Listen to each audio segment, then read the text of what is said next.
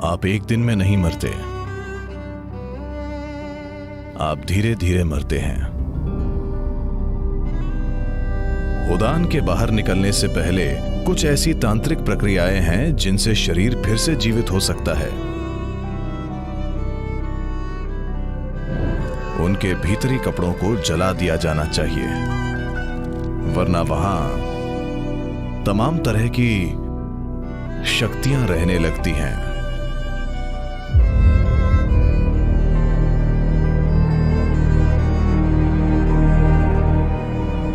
नमस्कार सदगुरु। मेरे पिता की मृत्यु के बाद भी मेरे पास उनके कई कपड़े हैं, पर मुझे पता है कि कुछ परंपराओं के हिसाब से मृत्यु के कपड़े नहीं रखने चाहिए। तो मुझे क्या करना चाहिए? जब आपका जन्म हुआ था, आपका जन्मदिन क्या है? 1 अगस्त। 1 अगस्त? ओह, आने वाला है। आप एक दिन में पैदा नहीं हुए, हालांकि आपका जन्मदिन तय है। आपको पैदा होने में 9 साढ़े 9 महीने लगे, है ना? इसी तरह जब आप मरते हैं तो आप एक दिन में नहीं मरते, आप धीरे धीरे मरते हैं। मेडिकल रूप से मृत घोषित होने के बाद भी मृत्यु पूरी तरह से नहीं होती। मुझे लगता है कि हमने इस बारे में बात की है।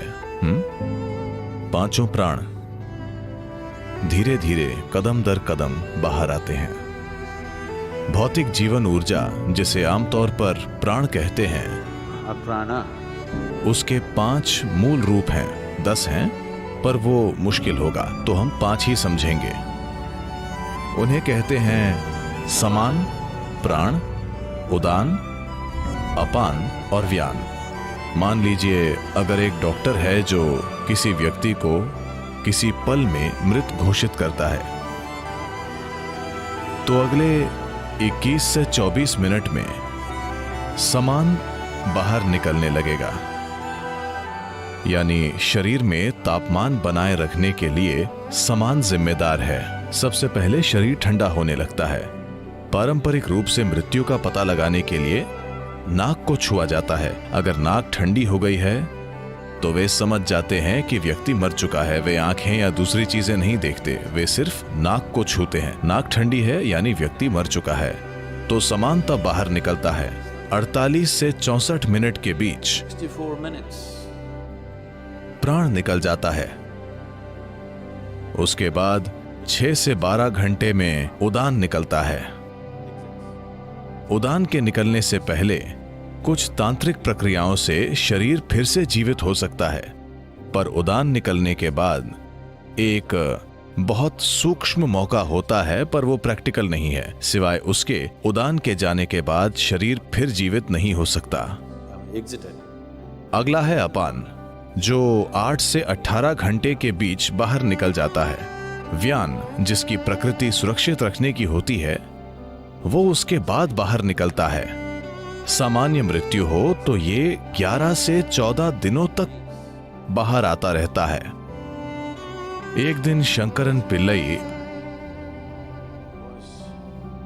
अलमारी में कुछ ढूंढ रहे थे। कुछ देर बाद पत्नी ने आकर पूछा, क्या कर रहे हो? उन्होंने कहा, नहीं कुछ नहीं, मैं कुछ नहीं कर रहा हूं। पत्नी ने कहा, क्या कह रहे हो कुछ नहीं? मैं पिछले आधे घंटे से देख रही हूं, तुम हमारी शादी का प्रमाण पत्र पढ़ रहे थे, क्या बात है? शंकरन पिल्लई बोले, मैं एक्सपायरी डेट ढूंढ रहा हूं।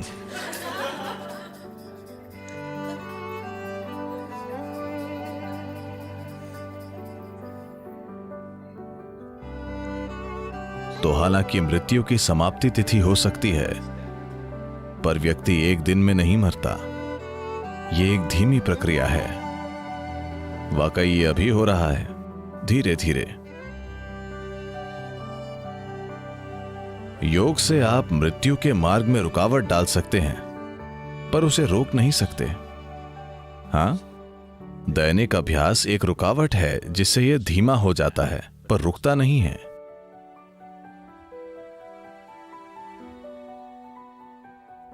तो आज आपके पुराने कपड़ों से हम आपका डीएनए ले सकते हैं। आपके जाने के बाद 100 साल बाद हम आपका क्लोन बना सकते हैं। हाँ हाँ या ना, आपको पता है? तो कम से कम आपकी भौतिकता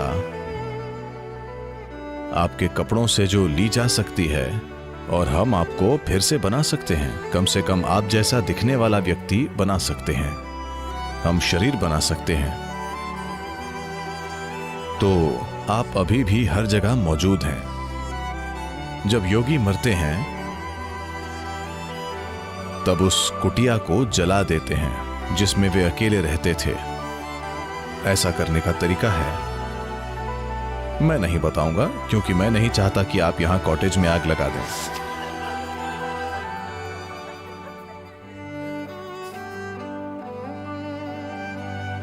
तो वे हमेशा उस झोपड़ी को जला देते हैं जिसमें वे रह रहे हैं, क्योंकि वे नहीं चाहते कि डीएनए का एक भी अणु वहां जीवित रहे। क्योंकि जब एक तरह से आपका शरीर मौजूद होगा, अगर उससे आपका शरीर फिर से बन सकता है तो जाहिर है कि आपका शरीर मौजूद होता है ना? तो उस व्यक्ति द्वारा छुई गई हर चीज जलाई जाती है, सब साफ किया जाता है। इसी वजह से यही एक मुख्य कारण है कि आध्यात्मिक पथ पर लोग अपनी भौतिक संपत्ति को इतना कम रखना चाहते हैं। अगर आप एक सन्यासी के कमरे में जाएंगे तो आप देखेंगे 3 जोड़ी कपड़े अच्छे से रखे हुए होंगे, पानी पीने के लिए बस एक बर्तन, खाने के लिए एक थाली और सोने के लिए सिर्फ एक चादर। And that's it. एक भी अतिरिक्त वस्तु नहीं, क्योंकि वो संसार की कई चीजों को छूना नहीं चाहता। वो इसे कम से कम रखना चाहता है, क्योंकि उसे पता है कि यदि वो अपने शरीर को चारों ओर फैलाएगा तो उसे इकट्ठा करना और जाना बहुत कठिन होगा। इसीलिए वो किसी भी तरह के शारीरिक संबंध नहीं बनाता है, क्योंकि वो समझता है कि अगर उसका शरीर हर जगह होगा तो उसे इकट्ठा करके जाना बहुत मुश्किल होगा। जो लोग आपके शरीर से आए हैं वे भी समय आने पर आपके साथ नहीं जाना चाहते। वे नहीं आएंगे। वे कहेंगे आई लव यू, पर वे आएंगे नहीं।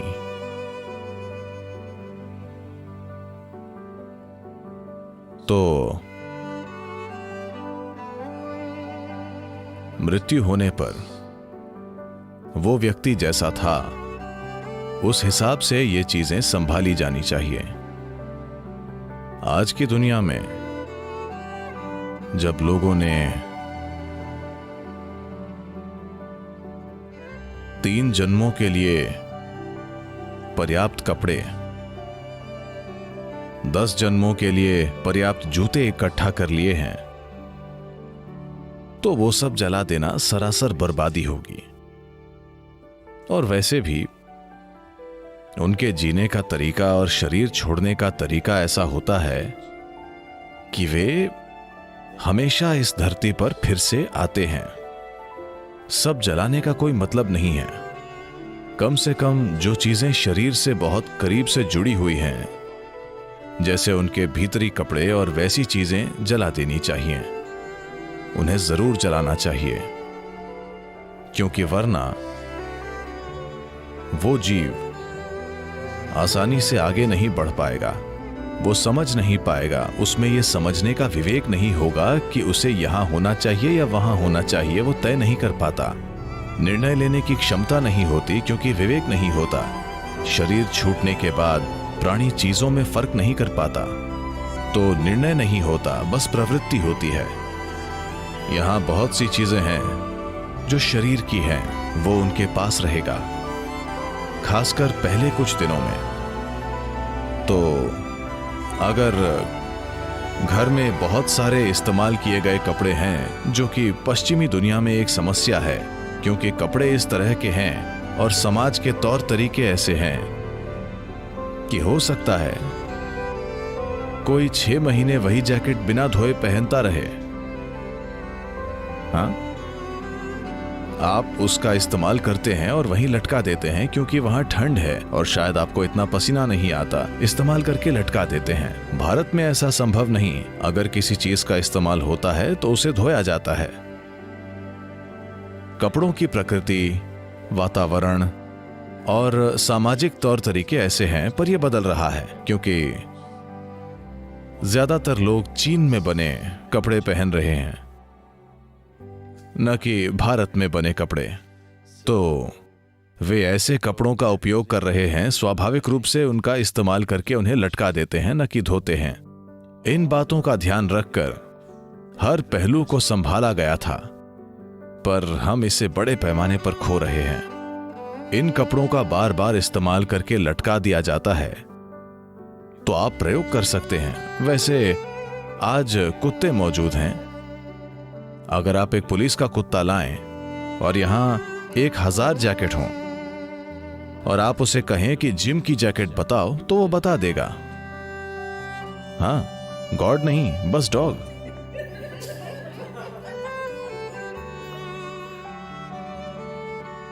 तो जाहिर है आप वहां उस जैकेट में कई तरह से मौजूद हैं, है ना, जिसे कुत्ता भी देख सकता है। तो जब किसी व्यक्ति के जाने के बाद भी उसका शरीर कई रूपों में वहीं होता है, तो कई तरह की ताकतें वहां रहने लगती हैं। न केवल उस व्यक्ति की ऊर्जाएं वहां होती हैं, बल्कि दूसरी कई प्रकार की शक्तियां भी। आपका जैकेट एक तरह से खाली शरीर है और शरीर को खाली छोड़ना ठीक नहीं है। तो या तो इसे तुरंत धो दीजिए। भारत में सभी महंगे कपड़ों को धो दिया जाता है। पहले 10 या 11 दिनों में सभी कपड़ों को धोकर अलग अलग जगह बांट दिया जाता है, न कि एक ही जगह। सारे कपड़े एक ही परिवार को नहीं दिए जाते। आप ये पक्का करते हैं कि जैकेट यहां जाए, पैंट वहां जाए, वो वहां और ये वहां जाए, ताकि सब कुछ इतना फैल जाए कि कोई भी महत्वपूर्ण उपस्थिति न हो। Significant presence is not there. या फिर शरीर के साथ जो भी कपड़ा गहरा जुड़ा था उसे जला दें। इनमें से एक काम जरूर करना चाहिए। या तो आपको उन्हें 50 राज्यों में देना चाहिए ताकि बूढ़ा व्यक्ति भ्रमित न रहे कि कहां जाना है, या आपको उन्हें जला देना चाहिए।